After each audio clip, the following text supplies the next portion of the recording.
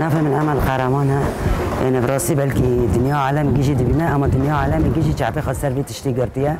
سرنسري روشافا ايرشلكه برد قلتن توروليست لاماناكا مدنيه جي هدف دقره هدف دجمن چيه قركرنا ما ترسيني زكي ماكا اللي قانزنا ام وقت ضايق وقت جن قد بقى ام تجاري تسليم كاري قبل ناكن ام برخوبتن ام تاكوشين بكنجي ام لسر بيوبن ام تجاري دجمن ناطرسن ام تجاري تسليم كاري قبل ناكن يعني المدنيه خانه تشد خابل اللي خينا اللي ام تجاري تسليم كاري قبل ناكن اللي ام تشتري مراد كان ببي شما دنيا عالمي جي شعبي خسر بيت تشتي قرتيا الزاروكك لدارك او دبا دنيا عالم جي بي ديندك وقال لي كرت خير شما كاز دينك جي شعبي خقرتيا مرا كان ببي افجي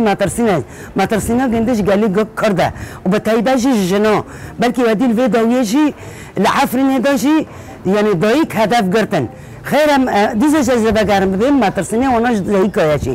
جزاروك كي كرد شي بلكي عند دشمن قوتي شي قام ببينين تشادري كي كرد لافريقيا اما وي تشادري شي تناي بكن اللي بلد دشمن باز زانبه يعني امجي تجاري جي ناطرسن اما بر خوشي بدن اما تاكوشين جي بكن اما سر بيو بنجي جارنا شي شي خارجي مربه هيجي دبا ما قوتي شي موندنا مال شهبه حتى ان فقرن عفرين بختي مربو ان فقرن عفرين شي مقابل يجي اما مجبوره تاكوشين بكنجي وسر بيو بنجي وتسليم كوري قابل لكن ديزا جانا ببن هدفه ما فقر عفرينيه از جيلان دمر جيما اجي عفريني ما تدي دولة تركيا رشي مادكي ام الشعب يجروا نشتنا دولة ترك روجانا يرشي مادكي ام